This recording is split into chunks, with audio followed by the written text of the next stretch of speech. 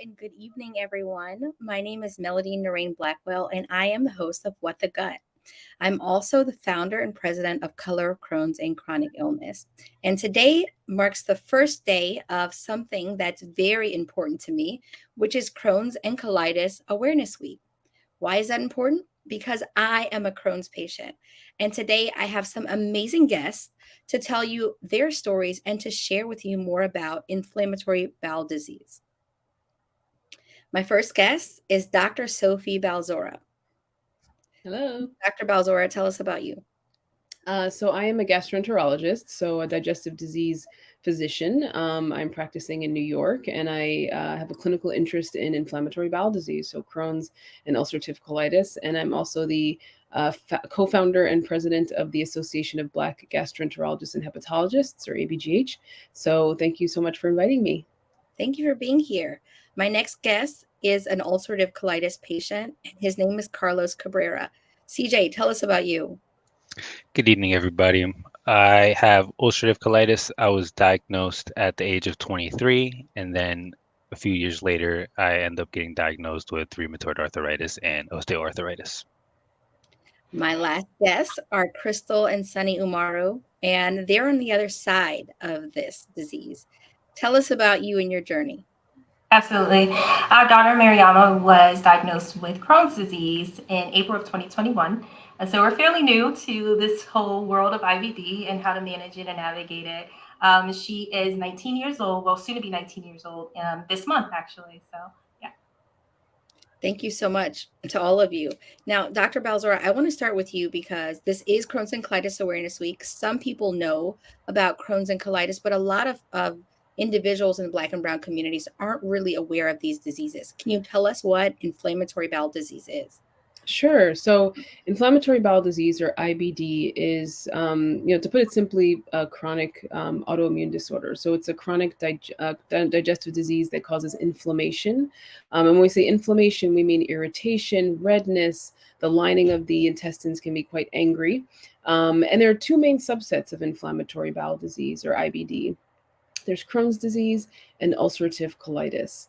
And so ultimately, when we talk about ulcerative colitis, colitis means inflammation of the colon, right? So itis means inflammation.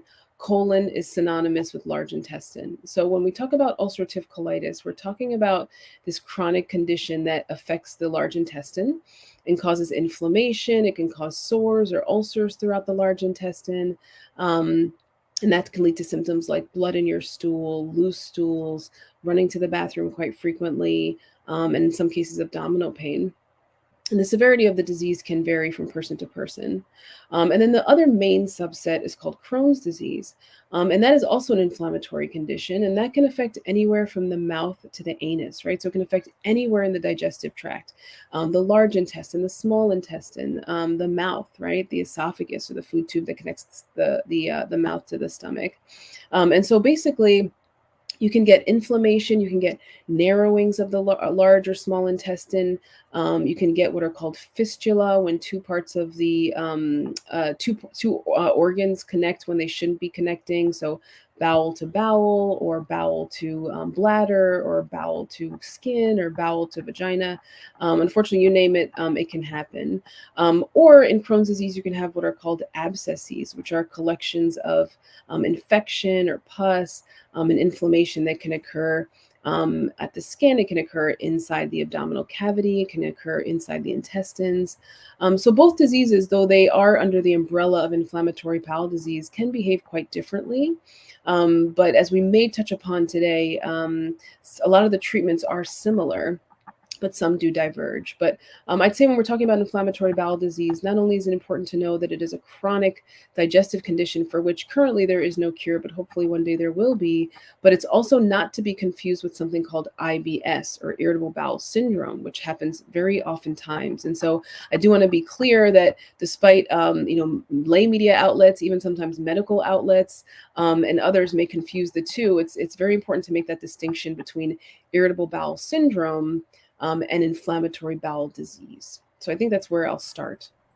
So I hear all the time when I'm talking about IBD, people saying, oh, I have that. I have IBS. And, Can you help the audience understand what are the main differences between IBD, inflammatory bowel disease, and IBS, irritable bowel syndrome?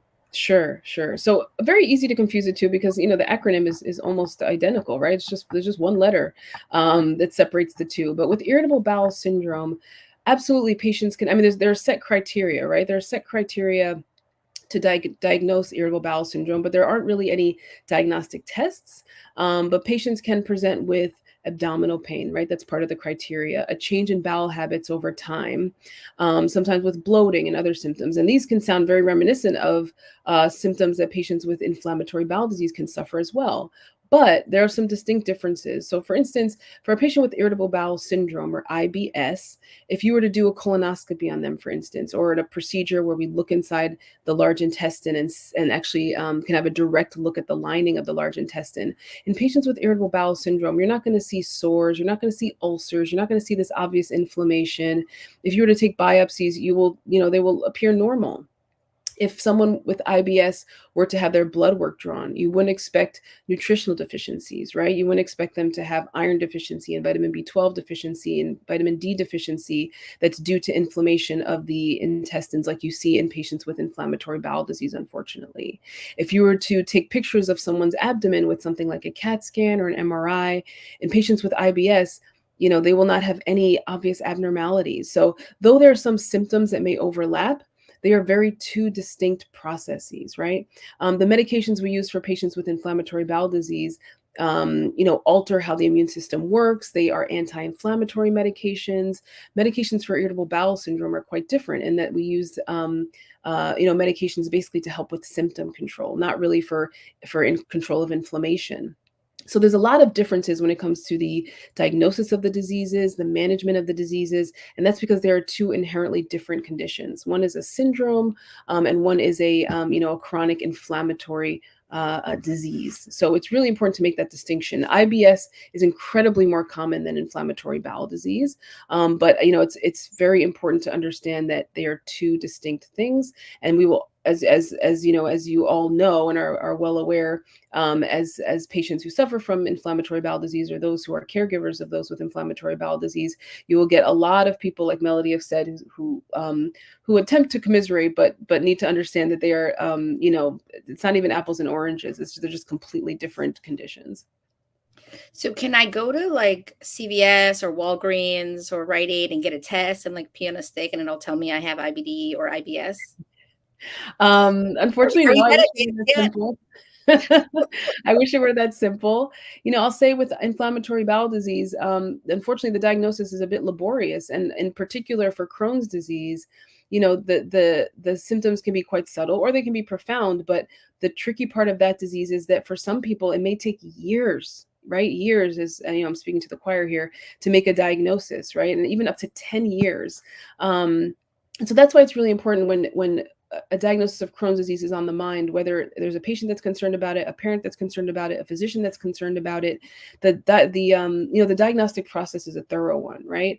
Not only does it require, an in-depth physical and history, meaning like, getting information from the person in front of you about the symptoms that they've been suffering from, but also what's their family history, right? It is hereditary. So does it run in families? Or sometimes people may not even be diagnosed in terms of like a grandmother or grandfather, but they may say, oh, they were always in the bathroom or they always had stomach trouble. That could have been inflammatory bowel disease for all we know. But also in addition to colonoscopy, which I talked about, very briefly earlier, things like an upper endoscopy, which is a look at the upper gastrointestinal tract with a camera, can be quite helpful, particularly for Crohn's disease. Imaging of the abdomen with a CAT scan or MRI.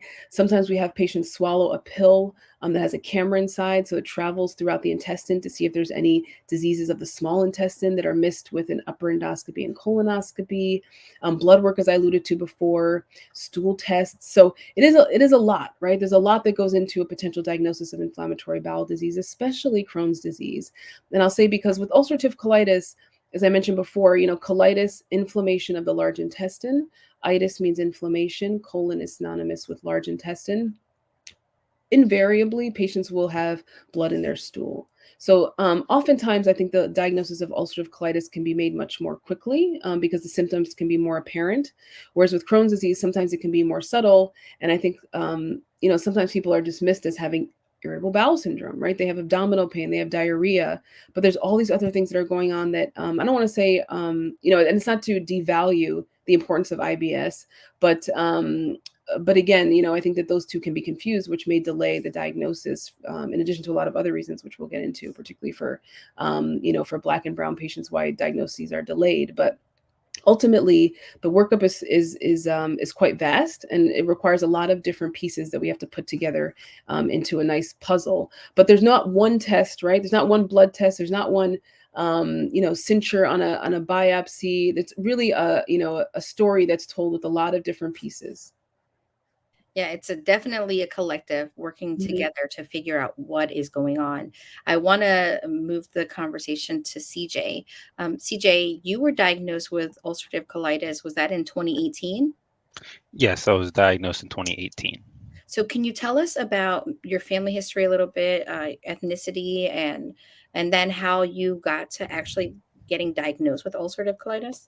Yes, so my family is Dominican, and nobody in my family has IBD. I have heard of bowel problems, maybe blood and stool, um, diarrhea and stuff like that, persistent diarrhea, but nobody was officially diagnosed with IBD. Um, our diets kinda are or involve a lot of fried foods or foods that kinda can upset IBD. So I can see why a lot of people in the Hispanic community or IBD community in sorry, they experience gut problems. Um, I would say that my parents, all my life, they really haven't had gut problems, but it really wasn't until after my diagnosis and maybe a couple years in that my mother actually started to experience some GI issues. I think it was last year I actually had to take her to the ER on Mother's Day, and they diagnosed her with mild colitis. Mm. Wow. Wow, CJ. And look at you, because I see your photo in the back, so I know you're an advocate. And all of this experience that you personally had probably helped to have you advocate for her while she was in the hospital. How Yeah. did you actually get diagnosed? What were the warning signs for you that would present to you that you needed to get to a physician, and how did you get diagnosed? So my symptoms started slowly. At first, I would have blood on wipe, and I try to push that aside because I would just think of it as a rough bathroom session. And then as time went on, more blood started to end up on the toilet paper, and then next thing you know, it's on the stool and in the toilet, and continuing through college and whatnot. This started to build up more inside the toilet, and eventually I ended up filling up the toilet bowl with Mhm. blood, and that's when I knew I actually had to get checked out. So was it easy for you to get your diagnosis? Like, you got to the doctor, and then what happened after that? Well, For I'm my sorry, CJ, let me back it up. Did you know who you needed to see? What kind of doctor you needed to see? I did not, during the time, I did not have any insurance, so my parents took me to a private doctor, and there they kind of misdiagnosed me with hemorrhoids because I was doing heavy lifting at the time. I did not get a colonoscopy, um, but they did recommend it, and they put me on a whole wheat and high fiber diet, which ultimately ended up making me worse. So from there, how did your diagnostic journey play out?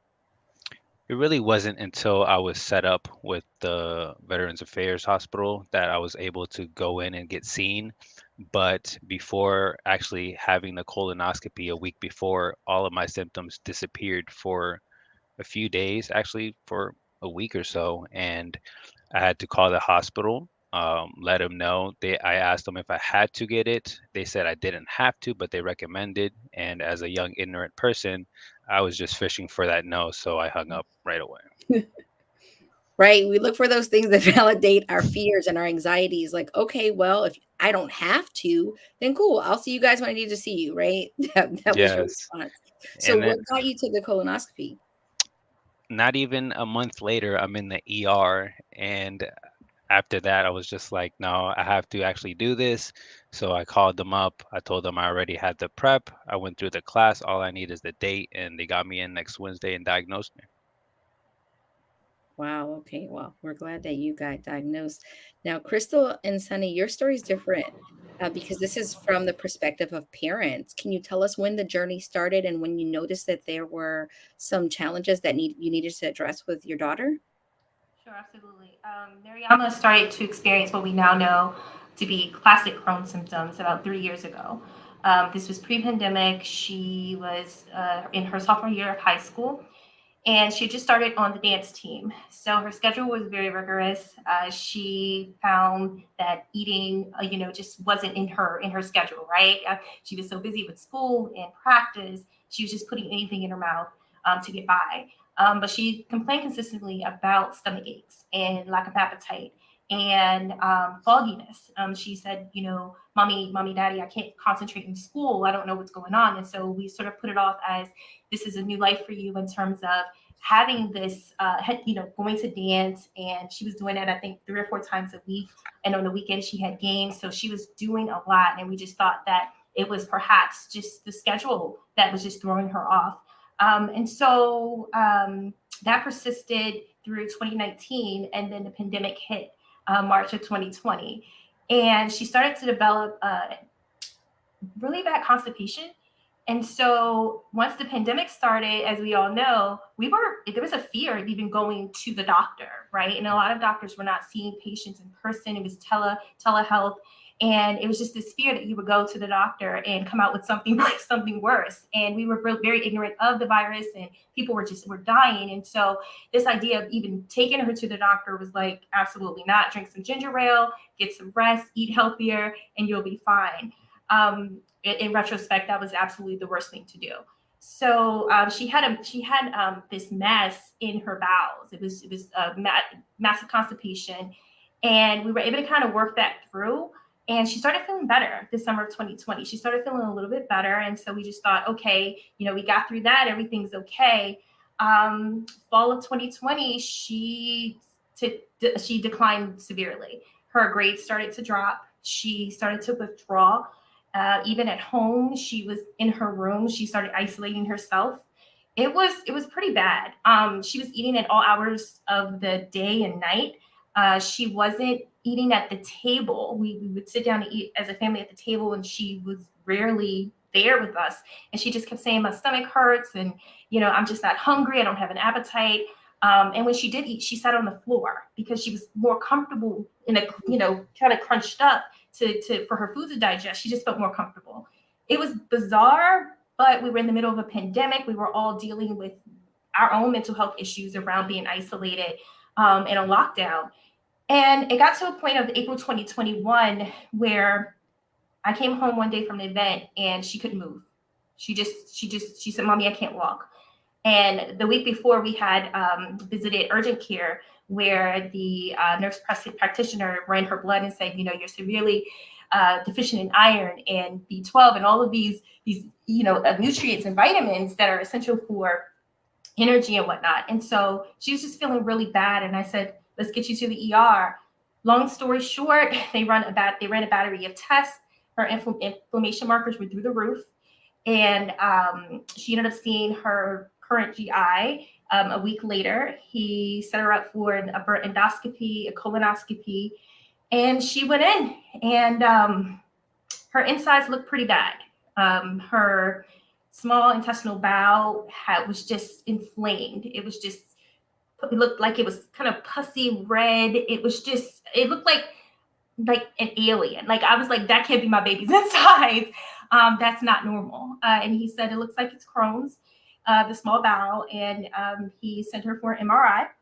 And he did a biopsy as well. And she was formally diagnosed April of 2021. So, Dr. Balzer, I want to ask you, because CJ's story seems to have had a little bit slower to diagnosis, in part by CJ not wanting to move because he was like, no, I don't want to go to the doctor. They told me I'd have to go, see you later. But Crystal and Sunny's story with their daughter, once they got things moving, it seemed to be quite progressive. And wonderful. There was no delay really in their Yep. diagnosis. So we're here on Awareness Week. Is that the typical trajectory for communities of color to go in to get assessed and say, hey, this is what you could actually have? Yeah, I mean, both of the stories are very telling and very interesting. I think that the pandemic created a very unique dilemma for you all, and I'm very pleased to hear that despite that she was diagnosed fairly quickly in that context. But I think that what we struggle with as a community is the idea that Black people, brown people don't get inflammatory bowel disease. It's just not a disease of people of color, and I think that that's one thing that plays a huge hand in delays in diagnosis, or even thinking of it. It has to be on the brain, because you have to, for it to be on the brain is what really prompts the workup. Because I said there's not one test that's going to tell you, oh, the patient has inflammatory bowel disease. Like anemia can be from a lot of different causes, but you really have to think about the idea that it can affect anybody. It can affect all colors. It can affect all ethnicities. And though there may be a predilection, in people of European descent, it doesn't mean that there isn't an incredible rise in the number of Black and brown people who are being diagnosed with inflammatory bowel disease, and in particular, younger Black patients with Crohn's disease, pediatric patients. So I think that these types of stories are critical, because it could have very easily gone a different way. Like if you two weren't astute, then, or didn't meet the right person, it could have definitely went left, and it could be years before your daughter was diagnosed. And we know that the earlier the treatment intervention, be it medical or surgical, if surgery is deemed necessary, the better off people do, right? Because it helps to kind of stop consequences of the disease in their tracks, right? So if you have this ongoing inflammation for years and years and years, people will eventually scar down. And so scarring is not something that medication can really get at. And so the longer the delay in diagnosis, the harder it is for the medications to work.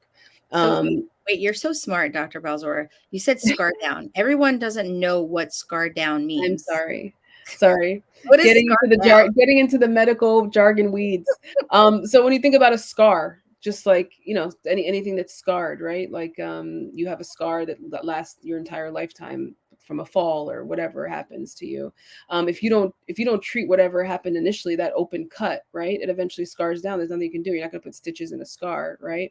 So it's the same thing as the intestines over time. If they're very irritated, if there's a lot of ulcers or sores, that's the time you want the medications to take effect, because they can help with inflammation. They can help with irritation and redness and an angry colon. But when everything is scarred, just like a scar on your skin or otherwise, there's little that medications can do at that point. And so that's why the medications are so vital. And that's why diagnosis early is so critical, because when things are still inflamed, you have a better chance of the medication working. So that's why delays in diagnosis really do play a huge role in how patients will do. And so when there are people who are being seen by physicians or nurse practitioners or whomever is the caregiver, whatever touch point that is, who aren't aware of the fact that inflammatory bowel disease is one that can affect all communities, then that really makes it very difficult for patients, especially those who may not even know what IBD is, right?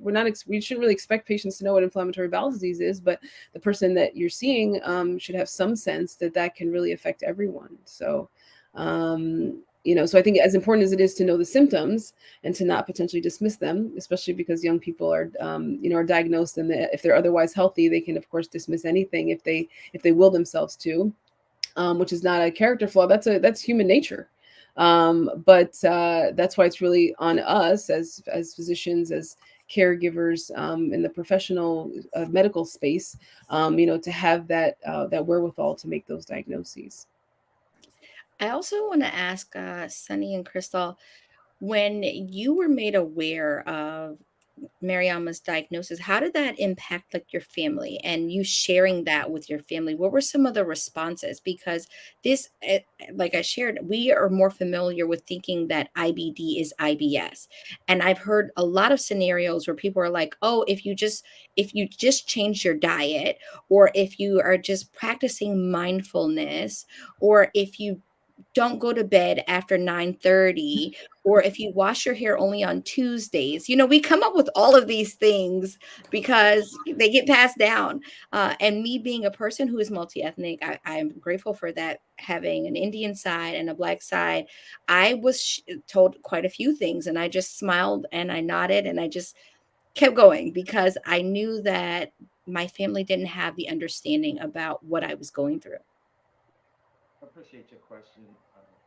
You know, it's still impacting and reverberating through our family, to this very moment. There's a lot of things that, we don't understand about it. And um, obviously, Mariama is the one that's going through it, but we make sure that we are always here for her and always there to listen, when she just needs an ear for someone to listen to. Um, it impacts it impacts the family when we have to, we rotate when she goes to the emergency room. Someone has to stay back and hold down the fort with the two younger, siblings, and we always make sure that she's never alone. During she had a lengthy hospital stay, about 2 or 3 months in length. Earlier this year, she was never alone. During that period, every night, every day, every night, someone was with her. If it was me, whether it was me, it was Crystal, or it was her grandmother, her aunt, or someone was always with her.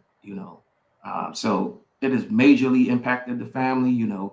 I think we're adapting and we're working through it, but and I think it'll always impact the family. It will never get to a point to where we just say, oh, well, you're of age, you're on your own.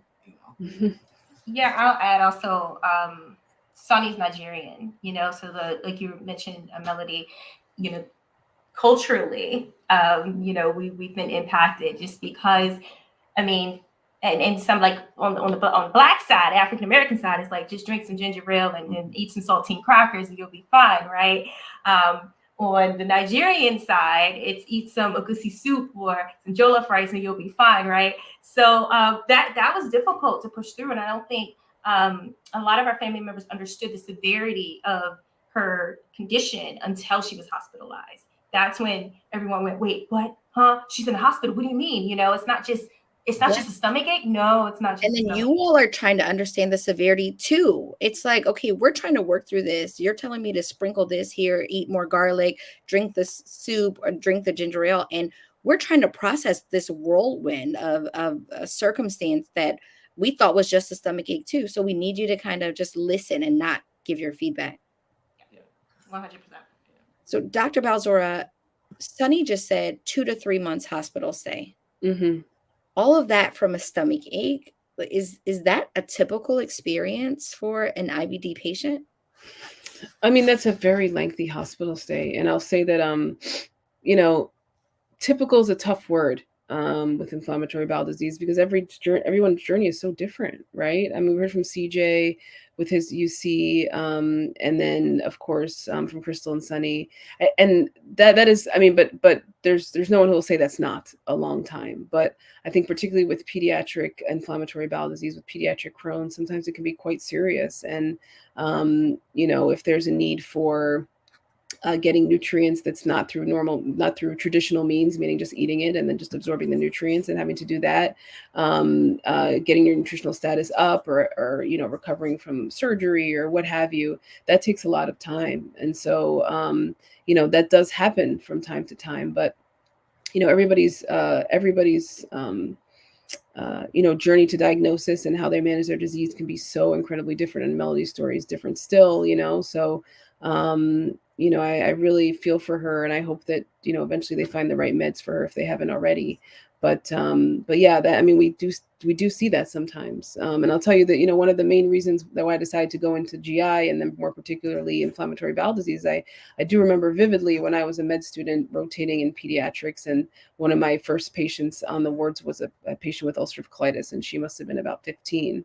And she was in the hospital for quite some time, and just seeing, yeah, that impact on everyone around her, right? And we knew that it wasn't going to be a day or two sort of thing. Like, she was getting a new diagnosis that was going to be lifelong, and it had to do with her going to the bathroom at a time that's very vulnerable when she's a teenager. I mean, that is a ton to deal with, even if you know everything about the disease and are quote unquote ready for what's ahead, is already an incredible load. And then imagine like family members telling you different, and then not really understanding everything about it. I mean, there's just so many different obstacles that can be potentially presented, particularly if you're not familiar with the disease, that is really incredible to bear. So, CJ, I want to ask you, because you are very close to your family too. How was it sharing with them that you have this disease, and how did they respond? Was it easy for them to adapt, or and to this day, is there still a lot of explaining going on? I'd say in the beginning, we both didn't understand what was going on. We kind of just went through the journey together. They saw me be in bed rest for about a couple months, 2 to 3 months. I went from 160 to 120 during that time, experiencing extreme symptoms. But they did their best. They tried to give me meals, make me food, because I couldn't cook myself.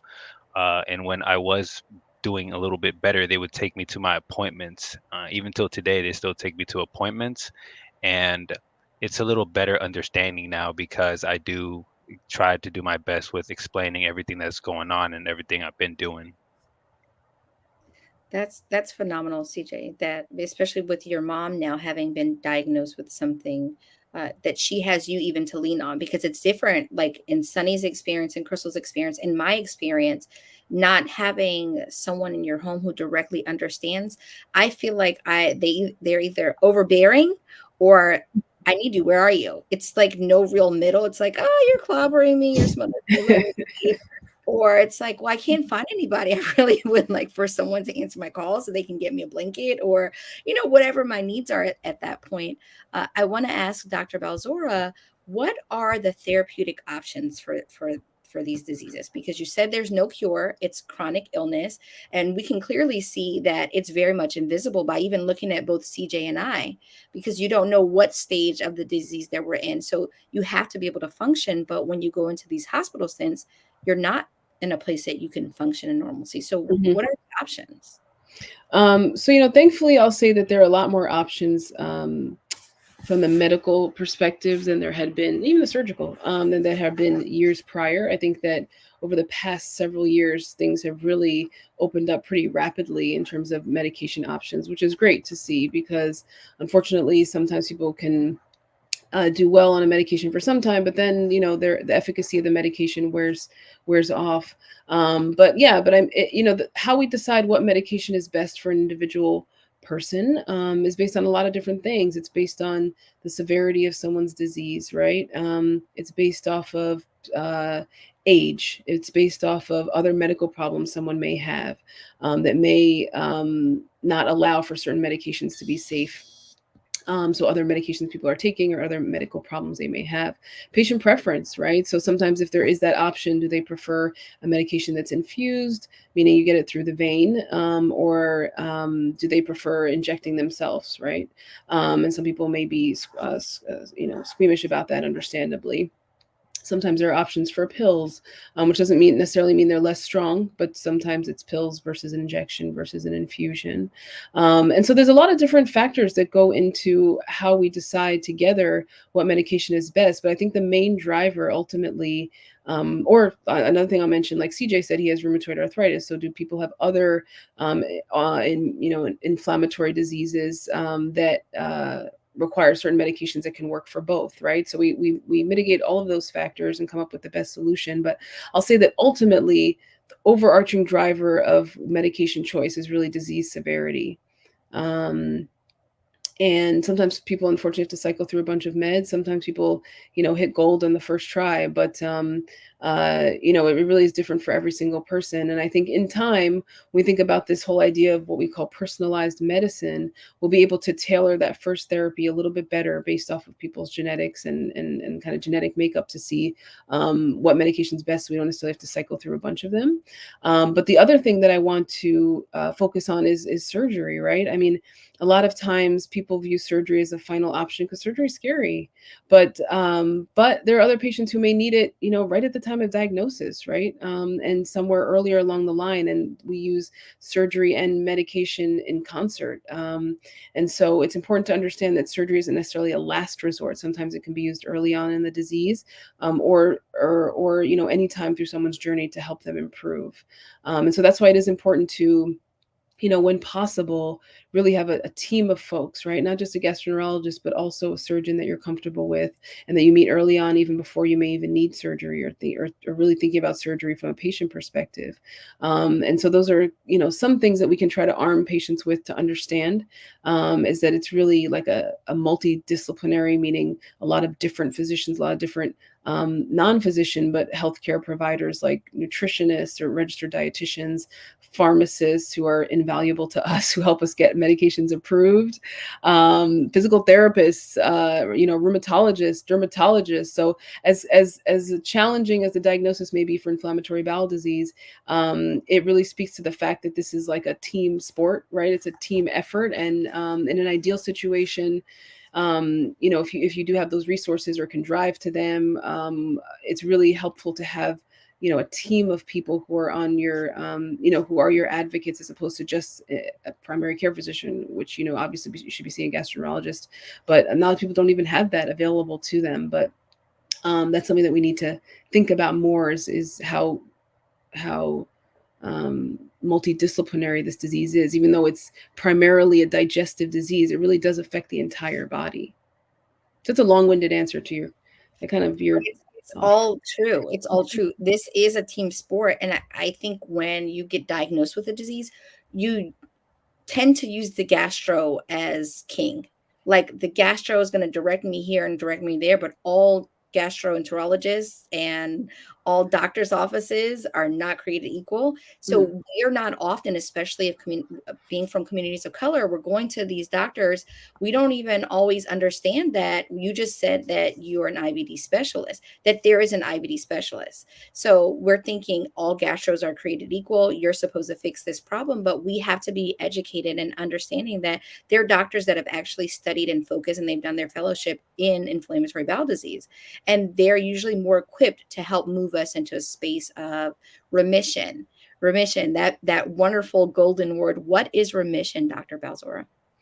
So remission there's a couple different ways to think about remission, right? And so generally when we think about inflammatory bowel disease, when we think about remission, we think about not only people feeling well, but that there's some kind of objective corroboration for that feeling well. So that means that not only are you having whatever regular bowel movements is for you, but you're not having blood in your stool, of course, is an obvious one. You're not having abdominal pain. But when we look inside your colon, when we do a CAT scan or an MRI, we want to see a healthier lining than what we started with before you were on medication or before you were on before whatever intervention was done for your disease, right? We want to see that you're not anemic. We want to see that you're absorbing nutrients properly. In pediatric populations, we want to see that you're where you need to be on the growth chart, right? We want to see that you're not missing school, you're not missing work. And so those are the types of things those are the ways we define remission. But ultimately, when we talk about the fancy term is mucosal healing, right? That means that mucosa means basically the lining of the intestine, right? We want to see a healthy lining. We want to see the absence of sores or ulcers. We want to see the absence of inflammation, because inflammation is what drives the disease. That's what drives symptoms. That's what increases colorectal cancer risk, right? That's what makes it difficult to absorb nutrients. And so it's really helpful to hear that patients are doing well. But what we find, particularly with Crohn's disease, which can be different from ulcerative colitis, as CJ knows, like, you're seeing blood in your stool, you're having loose bowel movements. Some people may not have abdominal pain, but it's a little bit more obvious when there's colitis, when there's inflammation. But in the large intestine. But with Crohn's disease, I'll see patients who have horrible symptoms, You look inside and things are really like kind of mild. And then there's other patients who don't have that many symptoms, right? Oh, I have some abdominal pain every now and then, or, sometimes I'm constipated because they have some narrowing. And then you do a CAT scan and they have fistula and they have, narrowings and just like you name it, and they have really bad inflammation. And so that's why we can't just rely on symptoms, as important as they are, because we want patients to feel well, but we also need some objective corroboration that things look good, because those two things together is how we know people will do well long term. Right? We have to think about big picture things. We got to think about minimizing complications of the disease. And so when we think about that mucosal healing or the lining looking healthy, in addition to people feeling well, is really like the golden goose there. That's like what we all are striving for with inflammatory bowel disease remission. And I just want to mention just one other thing about this IBD specialist that Melody was talking about. It is okay to get a second opinion, right? It is, it shouldn't be shunned upon. I think that especially with a new diagnosis of IBD, especially because a lot of the medications, particularly for Crohn's disease, oftentimes, you're jumping towards a medication that alters your immune system. You're jumping to a medication that renders you immunosuppressed, or meaning weakens your immune system. Whereas for ulcerative colitis, the majority of people, not necessarily in CJ's condition, but the majority of people have mild disease, so they don't require medications that alter their immune system. Those are big decisions that you're going to make. So it totally makes sense to see another person. It totally makes sense to kind of make sure that you're on the right track. And especially for physicians who might not be comfortable prescribing these medications that are quote unquote big gun medications, but I'll more so say medications that are adequate for the severity of your disease. It's helpful to get that second opinion. And that's not doctor shopping. That's just making sure that you're on the right track and making the right decision. And, you shouldn't be, chastised for that, or that should be something that's seen as negative. That should be encouraged. Dr. Balzar, you said narrowing a couple of times. Can you explain to the audience what narrowing means? Sure. So when you think about like a tunnel, for instance, right? And the tunnel gets smaller and smaller and smaller, and eventually your car like gets stuck. It can't get through, right? That's what we think about as narrowing, right? So when we think about the intestines, it's like a long tunnel, right? It's like a long tunnel. And so with constant inflammation, with constant ulceration or sores, the tunnel can get smaller and smaller, right? Because everything is really swollen. And so the area that stool can go through, the area that allows for it to move, can become so narrow that people can develop abdominal pain in that setting. People can develop constipation, right? A lot of times we think about digestive diseases and people think of diarrhea, but constipation can be a symptom of ulcerative colitis or Crohn's disease.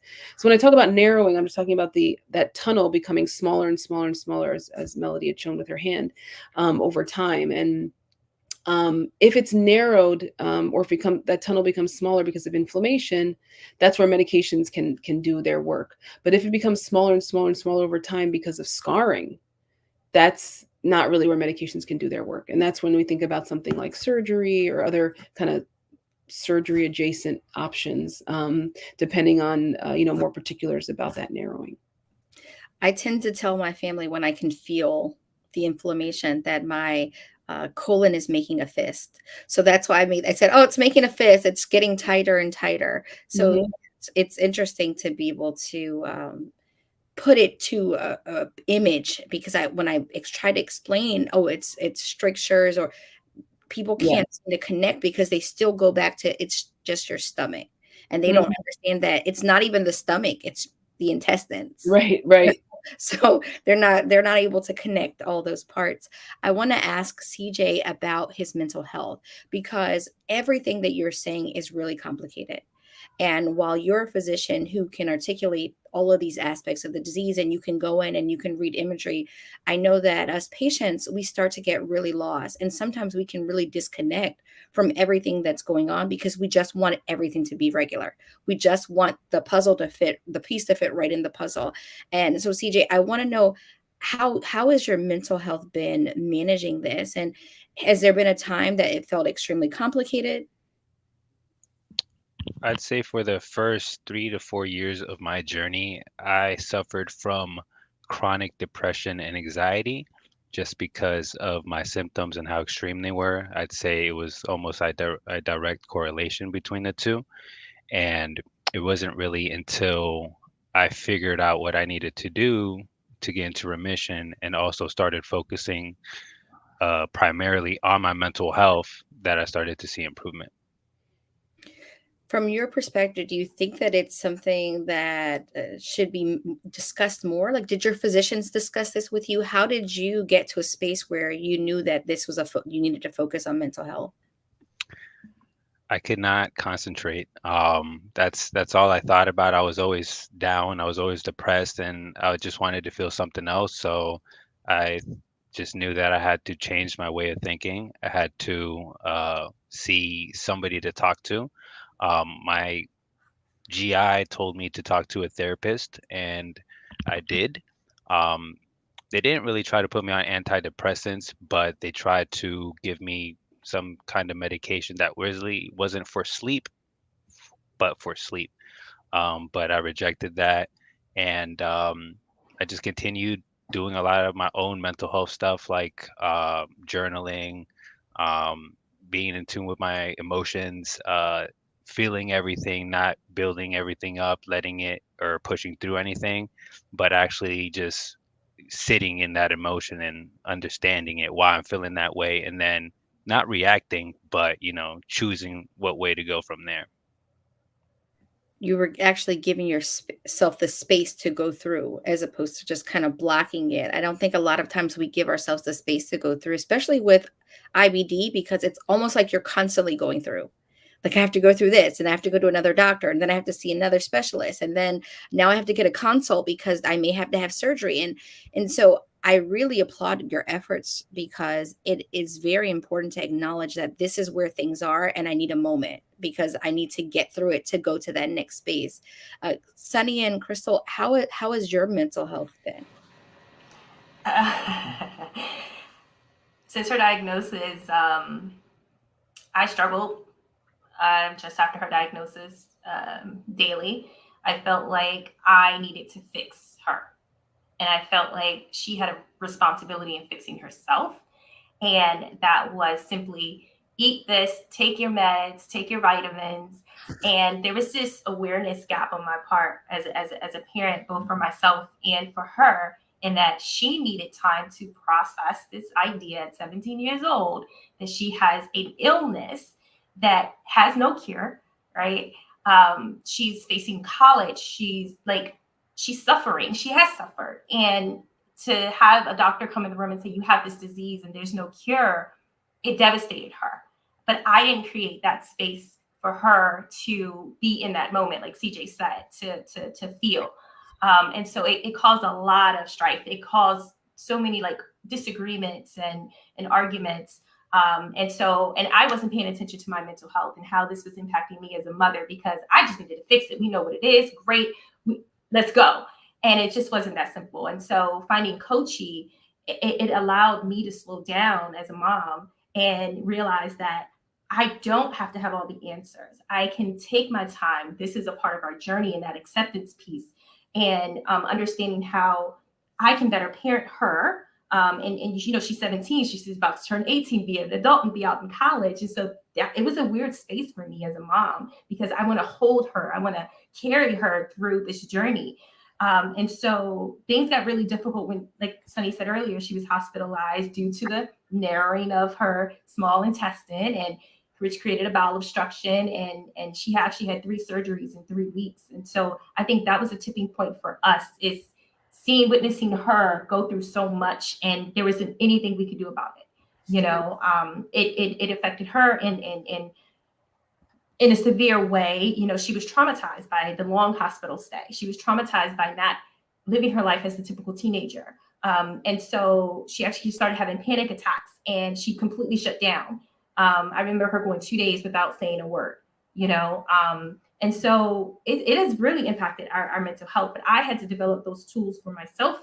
I actually recently had to start letting go. We both have, because she's in college now, and she's responsible for taking her meds and eating the foods that don't make her sick. And there are foods that make her sick, right? Mm-hmm. And just being a patient care partner, I think, and I thank you, Melody, for that term is very important, because we're walking beside her. We don't need to carry her. right? It's her journey, but we're here to support her, but we can't do it for her, and she's in control. So, but mentally, I've had to focus on myself more, to be quite honest with you, and make sure I take the time out for me, and to develop healthy ways of navigating this journey. And that's the only way I can be a good wife and a mom to. We have 2 other kids, and adequately support her. Is to take care of myself. So, Sunny, what about you? Two women. It's a struggle, it's a challenge. But, anybody that knows me, knows that I'm the poster boy for patience. So that really helps me. Being patient and listening to Mariana, listening to and just being lending an ear, just being patient, being a sounding board, and giving sage advice, So I guess I'm the calming presence, within the family. And I don't want to make it seem like I don't have my my moments or my times where I can get down or discouraged about certain things. But I guess the family looks to me for support and to be the calming factor, the calming force. But to answer your question about the mental, my mental state, going through the whole journey, and especially like the hospital stay, I was just in the moment. I wasn't looking ahead. What is this going to look like? A few years for down the line, or even a few months. It was just, hey, we're in the battle, and we need to win.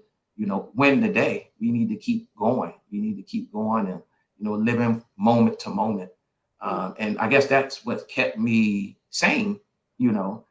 Just sitting up in the hospital with her day after day.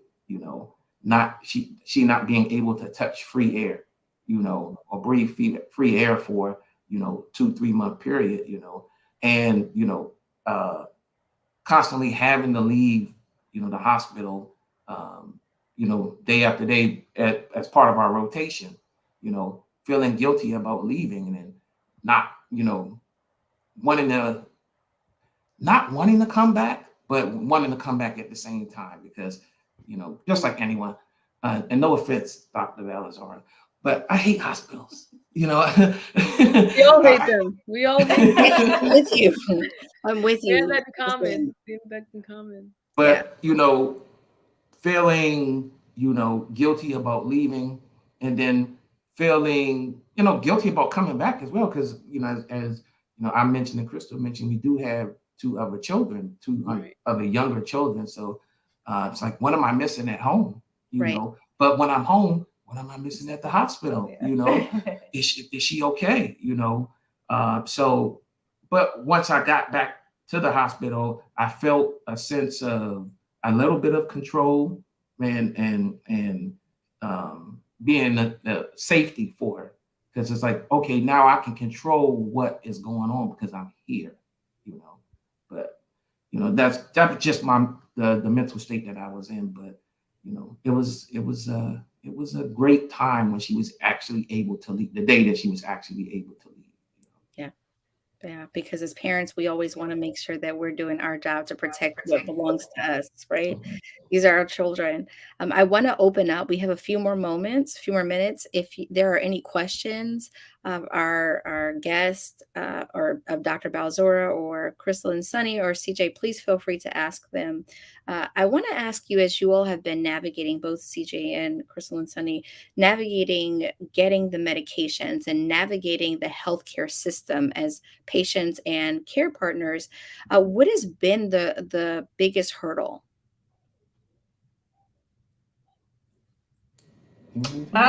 For us initially, when she was prescribed her biologic, we had problems getting it approved through our insurance company, which was hard because she was suffering, and we finally have a diagnosis, and we finally have a solution that could, something that could ease her suffering, her pain. And our insurance company denied it because she was already at moderate to severe. They wanted her to go on steroids first, step therapy, right? And so step therapy just means that you have to fail a series of medications before you get the big expensive biologic, right? Right. And so her doctor was like, absolutely not. We did an appeal. He said that would not be helpful for her. And he's a pediatric GI, so he works with kids and he's like on it. She's a wonderful doctor, but getting that approved was a challenge. It took a year, and she didn't get approved until after her hospital stay. So once they saw that hospital bill, I think that's when they decided, oh, maybe this is something worth approving. But we were able to go through a foundation and get meds free up until that point. And so it was just shocking. We have college degrees, we pay our taxes, we own our own homes. We did all the right things. Our kid is sick, and we can't afford her medication, and it was heartbreaking. And we have insurance to pay for it. We had insurance. And we had good insurance. My doctor's like, you guys have really good insurance. I'm surprised, But one of the things like I said, he's an excellent doctor. And one of the things he did was he reached out and got a representative to bring us a couple of some medication prior to, while we were waiting. And so she was able to start before, as we waited the appeal for the insurance company. So we've been very lucky with her doctor and the level of support we've received and the care that we've received. So, yeah. And sorry, I just want to add that, being that the doctor was so diligent and he was very deliberate, he was able to prove that if she took that medication, that biologic, it works.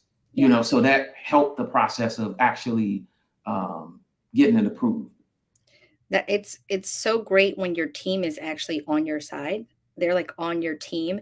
We actually have an organization that we are partners with, Patient Advocate Foundation, and they actually help to support those same kind of circumstances when there is an issue with being denied, and they will help with certain diseases. And I'm putting this out there because they support a lot of diseases, PAF, and for others that may be tuning in that may not have a challenge with IBD, which is in our wheelhouse, or other digestive diseases, they support a lot of other diseases. I believe RA is actually one of them, CJ too.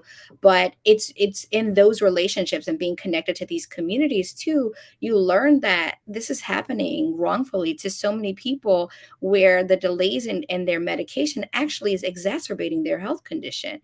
And so how is this working for us? How is this helping us when we can't work?